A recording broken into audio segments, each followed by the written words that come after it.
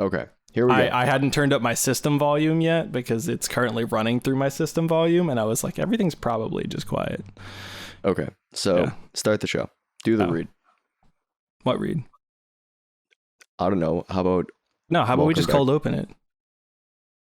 I mean, this is... Okay, that's fine. Yeah, what's up, guys? Like, it's episode fucking 76. Paul, whatever the fuck 77? you just did, just unfuck it. Undo that.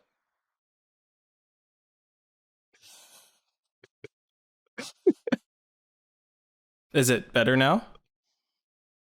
Cherry, I apologize. I don't know what apologize happened. Like, I didn't do anything. That's the thing. Paul, I think when you turned up your system volume... Oh, did my Go XLR just break? No, it didn't, because the levels didn't change. I don't know. I feel bad. Cherry, I happened? I don't know what happened. Is it it's better now? Affirmatively, it's better. I need like an actual thumbs up. Do you have a thumbs up emote or a thumbs down emote? Because I just need you to hit me with the Caesar. Like E2, Brutus. Hell, even just half of Nate's yeet would do as a yes. That's fair.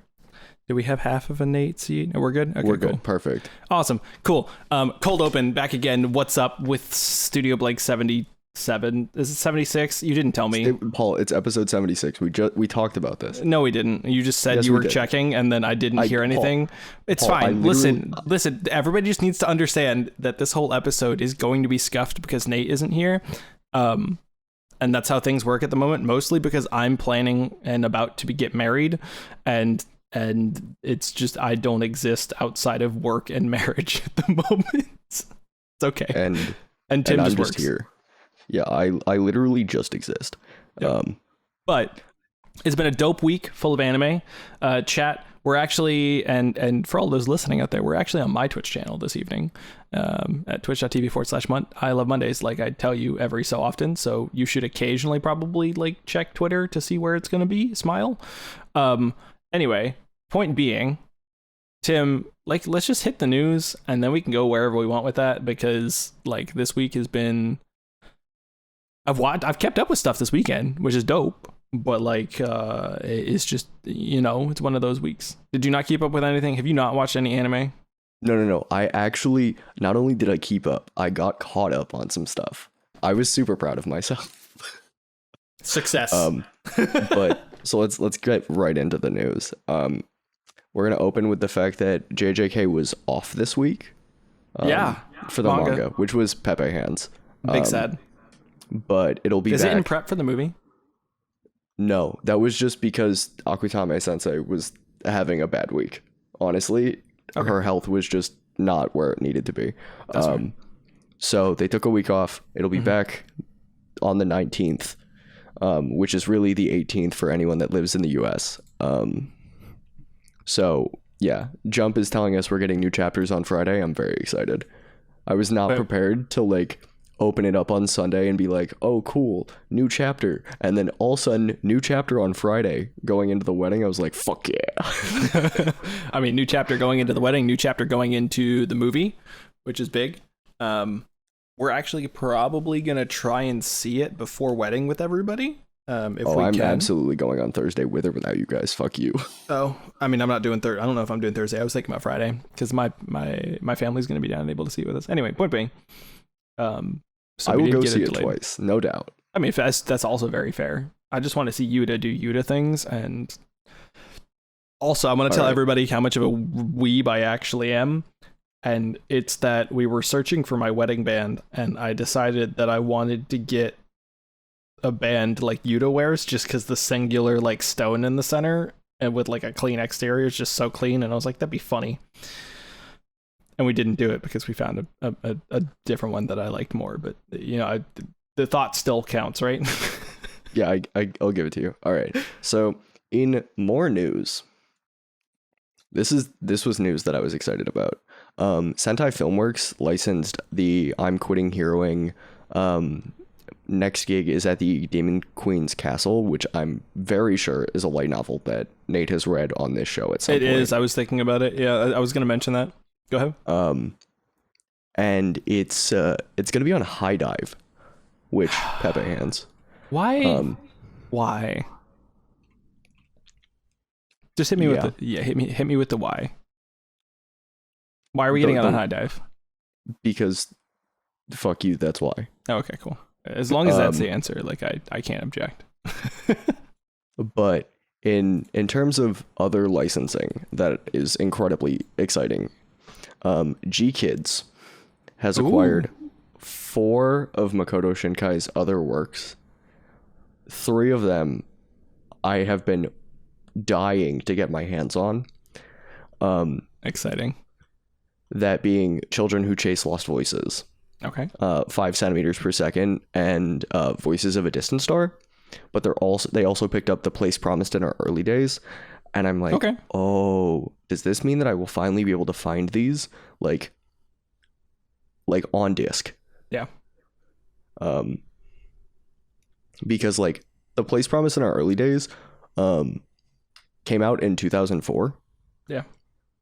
And was on DVD in 2005 in America. Interesting. But I was a child. And to find that on disc now is incredibly expensive. Yeah.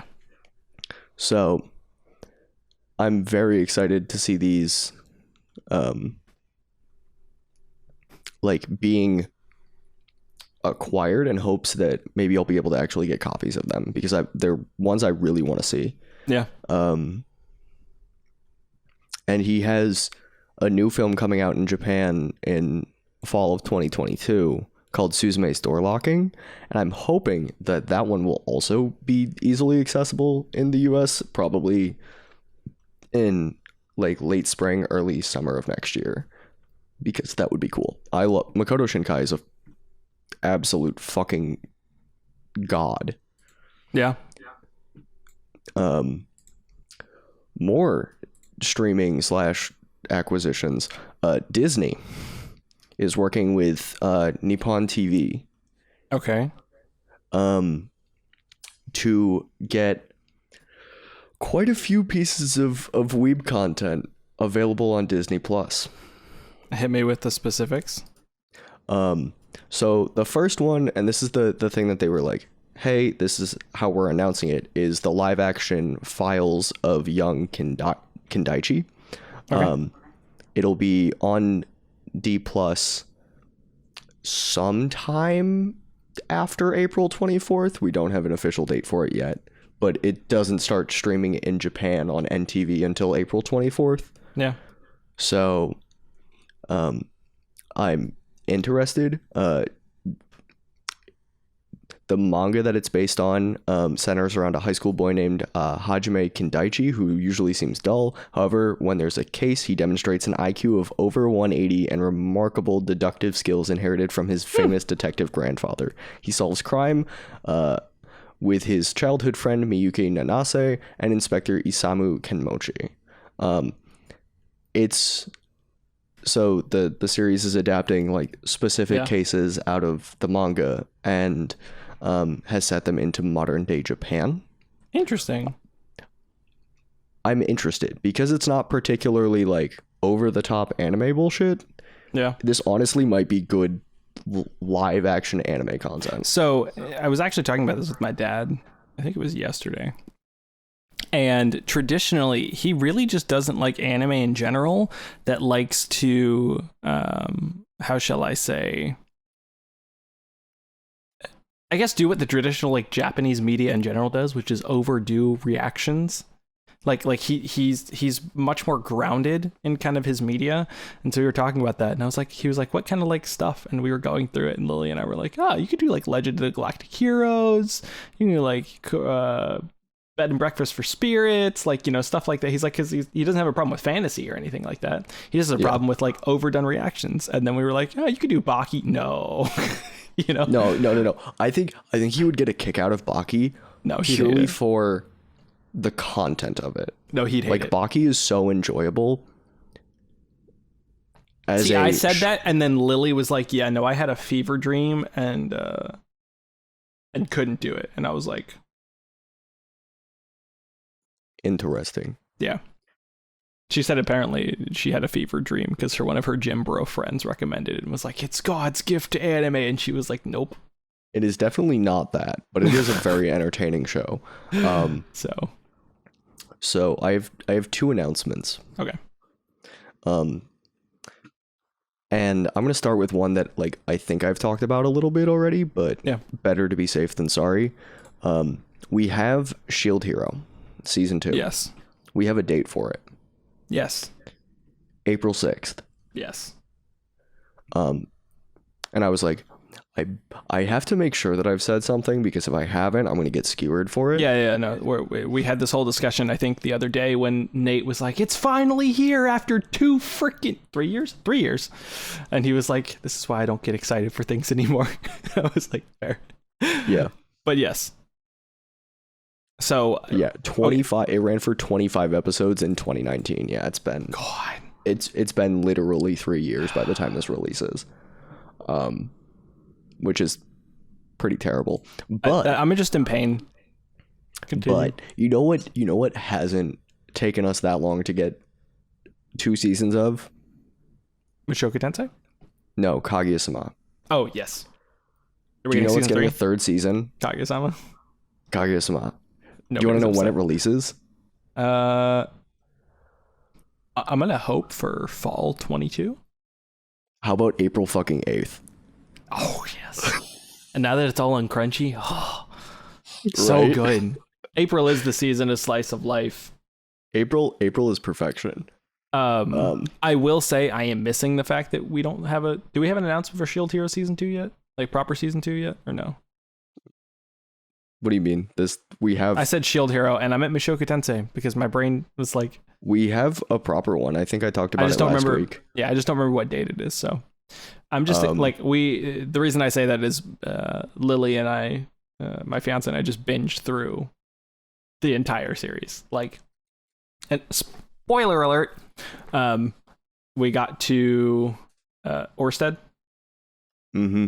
And she we had to take a whole afternoon off of the anime because of how ridiculous that episode was, and you know exactly what I'm talking about. She was like, emotions. Because they cold open it with it if you remember, and then progress to it, and there's this whole happy vibe up until a certain point, and then you're like, oh, it doesn't matter that it's happy, you know it's coming. And so it was a great whole episode, and she had a good time with it. But we finished the series, and she's sitting down and she's like, when do we get more? And I'm like, that's fair. It's a great question. If you really want more, I will just lend you my Bookwalker account. You can fucking read. To quote chat, emotional damage. Except True. I can't do it really well, so that's the best you're gonna get for TikTok. Okay, wait. I have this announcement. Nope. Okay, last one. No. The Mushoku Tensei one. We have an official season 2 announcement, but we don't have a date for it. Okay, that's what I thought. And then I have one piece of news that I thought was kind of funny, but also terrible. Crunchyroll and Wakanim suspended services in Russia. Yes. Sony suspended sales of PlayStation software and hardware in Russia. Nintendo has also done it. Oh, Lord. Niantic announced that all of their games are no longer available for download in Russia and Belarus. Yep. There's just a lot going on. Yeah. Disney, Universal, Sony, and Paramount have all halted film releases in Russia. Apple and Microsoft have ceased sales and services in Russia. Netflix suspended Russian services. Amazon has halted Amazon Prime streaming in Russia. All of this to say, glory to you, Ukraine. That's all I got to say at the moment. Otherwise, so what do you want to talk about today? We've just been through news for the last 15 minutes. What do you want to talk about? Okay, so let's talk about some of the shows that we actually caught up on. Okay, cool. Because I caught up to Salaryman's Club, and the most recent episode literally had me in tears. It's so good. I It's so good. I straight up was like by the end of the episode in tears. I was like, what the fuck? And like I was kind of glad that I had left myself 7 weeks to binge.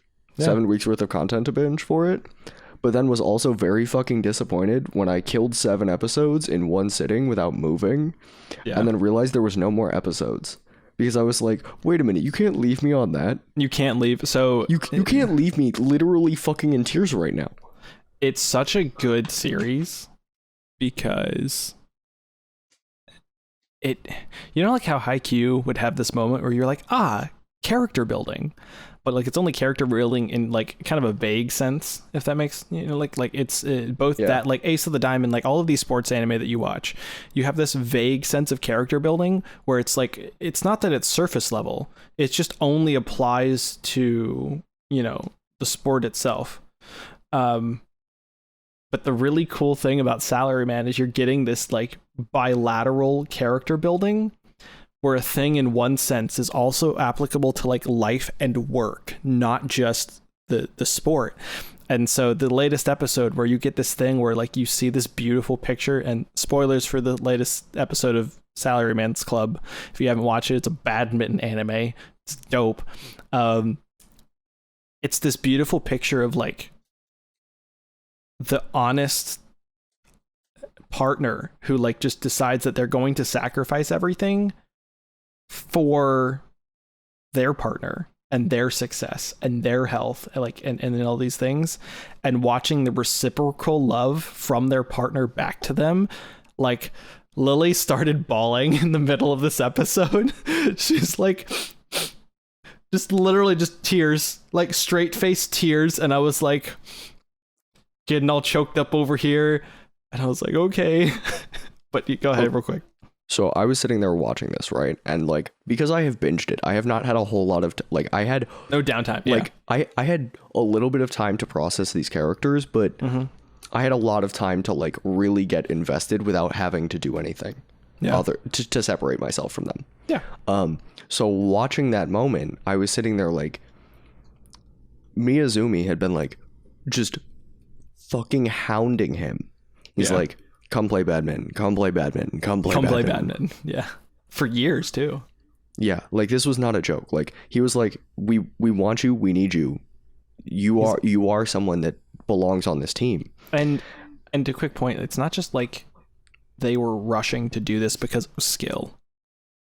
It's because they knew he had a love for the game. Like it truly is. It was his first love. And so it was so beautiful to like watch him at the tournament, and like he's assessing, like he's watching the game, and he's doing what any person that has ever fallen in love with a sport and then proceeds to watch that sport does. They sit there and they analyze it, and they're like, okay, well, it's this and this, and this is where they're going wrong, and I wish I could like tell them that from the outside looking in, this is what needs to happen. And so you sit there and they get to the end of the tournament, and he's just like, oh, fuck, I love badminton. And he walks outside, and his family is there, and they just go, you know what? You gave up so much for us. The little coupon killed me. The coupon killed me. I coupon, literally like was nearly started bawling. I was sitting there and I was like, ah. Like, are we talking about Tom Brady? Lamau. But yeah, like it's just like I said, it's the reciproc. How do you say that word? The reciprocation. Well, like, yes, I was going to say the osity word version of that word, but you get the point. Basically, the point is like the fact that his partner and his family is now reciprocating the love that he gave to them in sacrificing things, that now they're now going like, no, like you've sacrificed enough. We are giving you both the option and our blessing to do like the thing that you love. Like, it's just emotional things. Like, and Haikyuu gets it. Like, you know, Haikyuu, Ace of the Diamond, these other shows, they get this, like, you know, oh, like that's great character building, woohoo. Like, you know, when let's go back to like Kuroko's, when like Kagami's like, oh yep, like I'm actually gonna leave for the States, you know, like at the end of the movie. Granted, it wasn't in the show like the movie, but and we don't necessarily talk about them. That's whole conversation.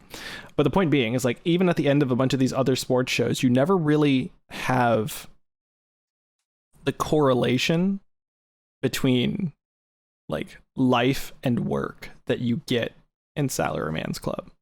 Now, granted, Haikyuu is going to get some of it. Now, if you haven't read further in Haikyuu, like the next season of Haikyuu, next 2 seasons maybe, is dedicated to him being like, nope, I'm leaving.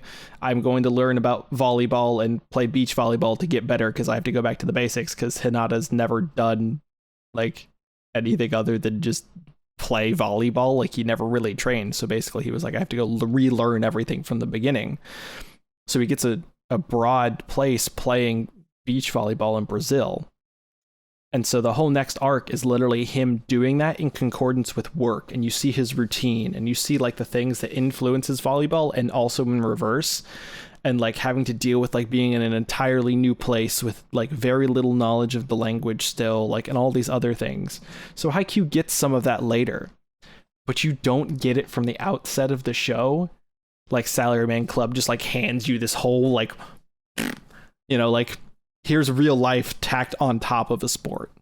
Yeah, like there is a dichotomy that we don't get to see very often that we're getting to really explore in Salaryman's Club that is something that I have craved. Yeah. I didn't realize how much I wanted it until I sat down and started like giving the show. Like I remember like when we talked about the show pre-season that I was like, this is something that seems like it'll be really awesome. Yeah.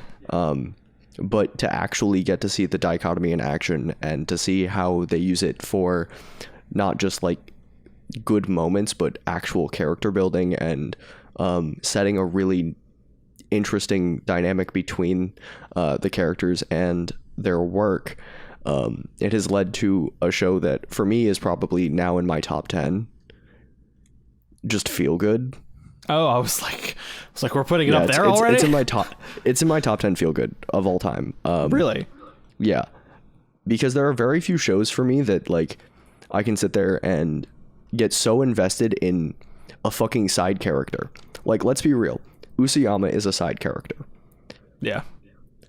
I have never once cried over a fucking side character. That's fair. I cried over a side character this week. I mean, that's fair. So like I can't even, there really is, and that's the beauty of the show and the beauty of, and to some extent, I'd like to say this in general, the beauty of sports anime when done well.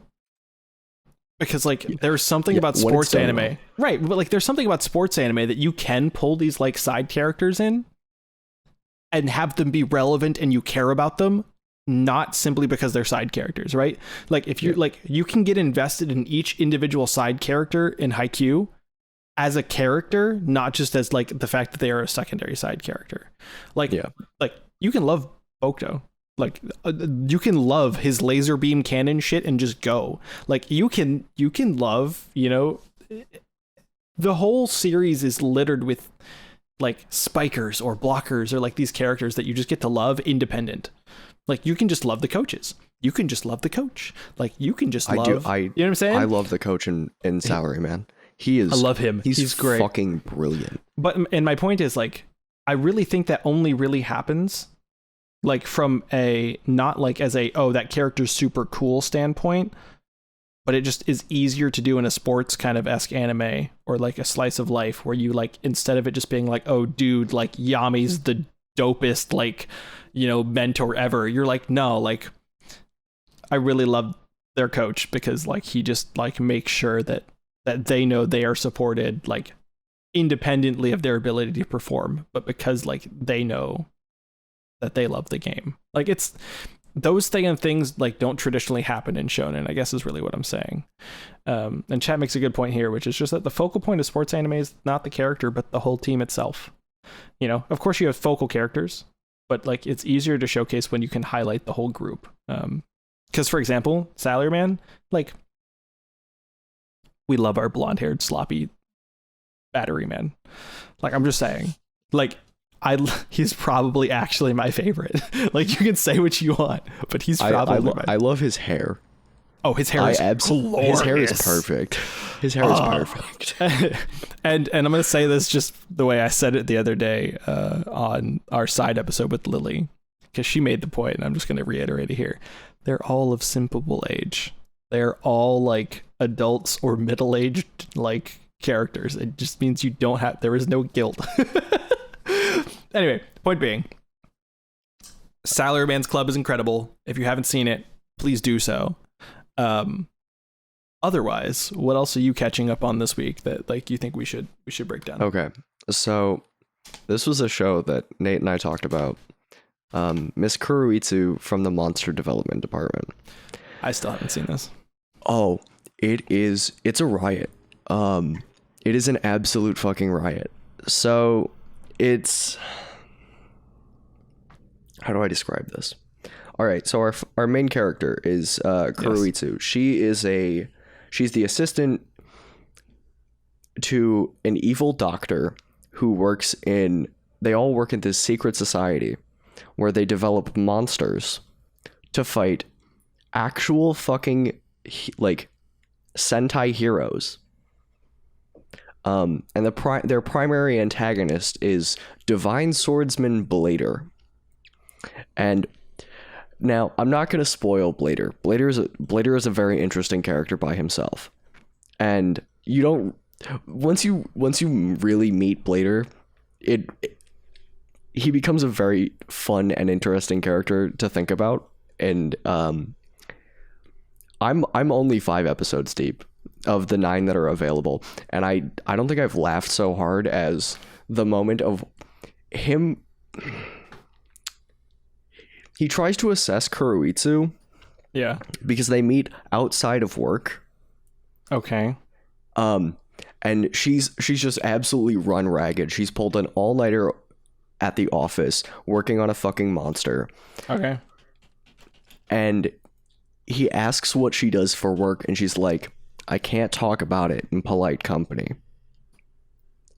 And so, what does he assume but that she's a fucking prostitute?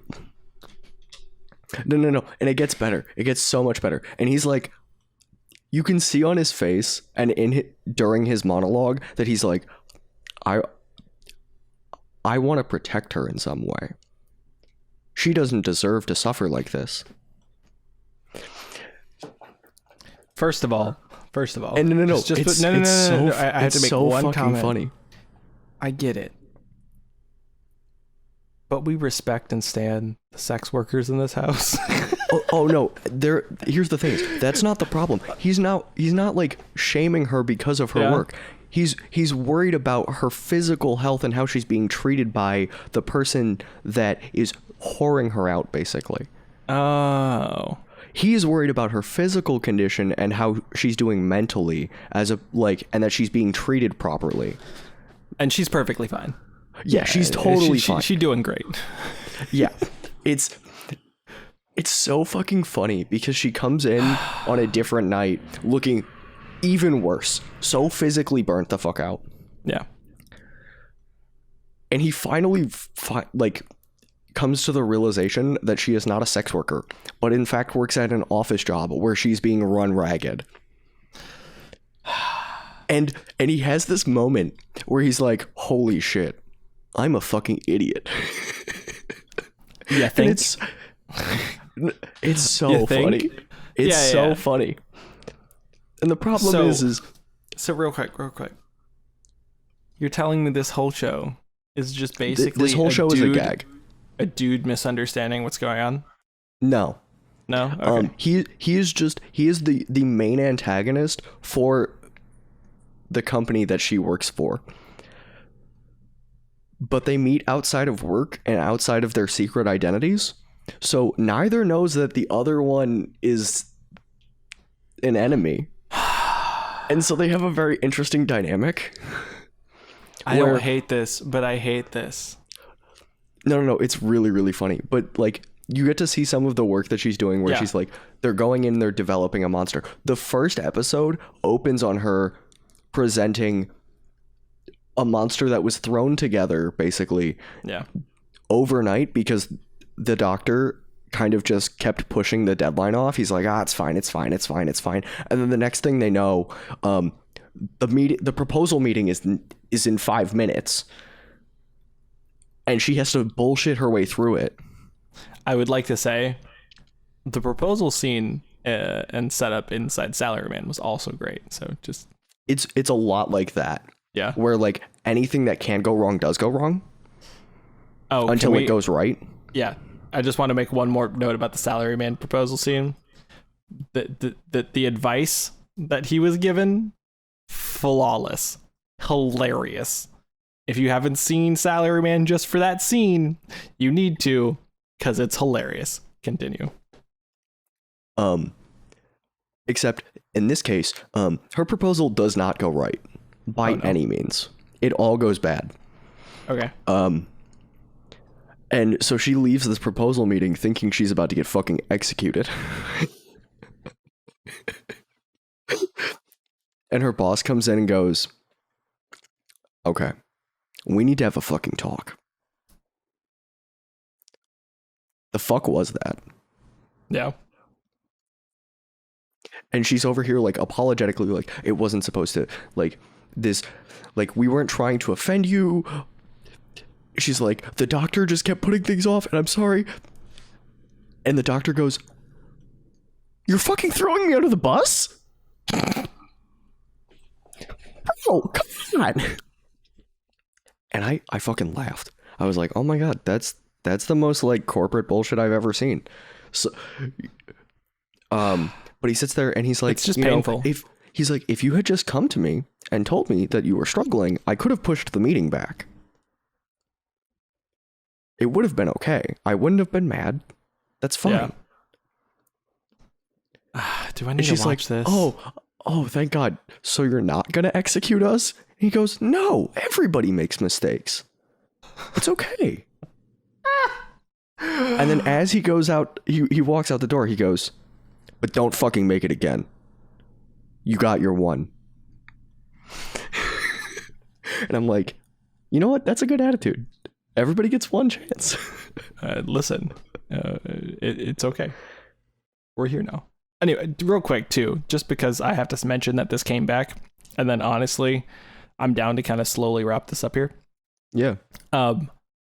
86 is back with its final episode, I think, or like second to final episode, because they like had literally a 5-month hiatus to make sure the final episode, like last couple episodes, got done properly. And it's one of those things where you're just like, it's not quite Shield Hero bad, but it's one of those, like, we literally had like 6 months, I think, like the last like proper 3 months between episode like 21 and episode 22. Like 3 months. It's like middle of December to middle of March. Like, so I really hope that like all of our production delays are done in general. Because I was thinking through stuff. I'm like, okay, cool. So like we're getting Shield Hero back, like we're getting this back. And I was like, oh no, 86 was back for an episode. It's final episode. Cool. You know, and so I'm really just hoping our production issues are finally kind of like being wrapped up here. I mean, and that's across anime in general too. So, I think that's the big stuff I have on that. One last thing I want to talk about before we watch it, later. I don't know if you've seen this last week's episode of Tokyo 24th Ward. I am currently caught up. Okay, I missed this last week. It is an episode. Good or bad? It is an episode. Oh, Lord. And the reason I say that is because if I give my opinions on it, it spoils it. Okay. I've enjoyed it so far. That's all I'll say. No, I'm enjoying Tokyo 24th Ward. Yeah. 100%. The problem is if I address this episode, I have to address the content of this episode. Because it's the only way that I can make a quality assessment of it. Yeah. And talk about how I feel about it. Interesting. And so... Interesting. The content of this episode is incredibly important to the story. Yeah. And I need to watch it later tonight. It's for everybody listening. Tim is racking his brain and doing all of the Italian and I'm trying to find a good way to explain how I feel about this episode without saying anything. Yeah. I'm trying to say the most without saying anything. Yeah. Is it? Oh, so here, let me do it for you since I haven't seen it and thus I can't actually spoil it. You ready?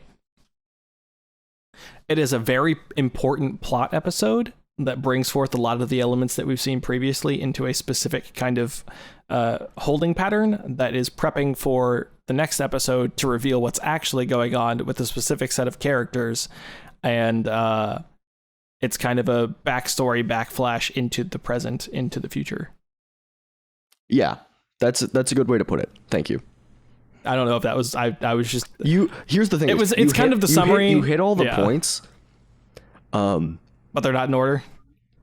Some of them are and some of them aren't. Oh, okay, cool. So, like, there are things in there that you said that aren't correct at all. And there are things in there that are correct, but if I explain which ones are correct, then I spoil. No, okay. Basically, I'm just hoping that it's a good kind of middle, because it's episode what? It's 9. The middle episode. It's episode 9 out of what, 13, or is this? Yeah, I think this is either a 12 or a 13. I don't remember. Yeah. So like we're closely, like we have like 2 more episodes to really wrap the season up, and so I'm really hoping it kind of explains a lot of the whole first couple episodes, because the whole first couple episodes were wild. Like, and there really is no explanation going on in this show, which I think is kind of what makes it enjoyable at some level. But real quick, let's just talk about that in general.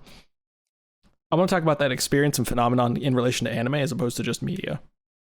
Because I, for one, enjoy a show when it does not spell it out for me. Like, I would rather have... You would fucking love Boogie Pop. Yeah. Have you seen it? I've seen pieces. I haven't seen the whole thing. You need to watch the whole thing. Okay. But the point you need to sit down and watch the whole thing. This is... no. For our listeners, if you have not seen Boogie Pop, you should watch it. And because it's all done now, you're never going to get the experience that we got watching it week to week, because Boogie Pop week to week was a fucking roller coaster. Like Banana Fish week to week? No, entirely different kind of roller coaster. Okay. The best way to explain how Boogie Pop works is trust nothing. You know nothing. Don't ask questions, because you're not going to get them answered. Okay. You're not going to be able to make a full assessment of what the fuck has been going on the entirety of the story until the end. But when it comes to the end, everything is going to make sense. And then you're going to want to go back and rewatch it, because then you're going to understand the whole thing. And it is a masterpiece in storytelling, in my opinion. It's a story where if you ask too many questions, you're just going to confuse yourself. You can try and piece together the story. But I hate those. You can try and piece it together, but I can guarantee you, you're probably wrong. On that note, we'll just say go watch it, and we'll wrap up. And I actually have a light novel. Oh, you have a light novel. Dope. I went out and I searched for one. Okay, go ahead. I said I was prepping for this episode because we didn't have Nate here, so I went out and found one. Oh. All right, so I'm going to read you the synopsis. And I'm hoping this is one that Cherry hasn't read, because I think you'll get a kick out of it. Oh, God. After taking a year out of school to write his light novel, the protagonist transfers to a new school. Ari Nitadori is a popular girl in his class who has been cast to voice one of the characters in the anime adaptation of his work. The two treat their professional relationship as a secret at school and only speak to each other when they take the train together each Thursday to the anime studio. To improve her skills, Nitadori asks him questions about his profession, and he answers them honestly. So how did it come to this? It just looks like anything can be the focus of a light novel. I'm a high school boy and a successful light novel author, but I'm being strangled by a female classmate who's a voice actress and is younger than me.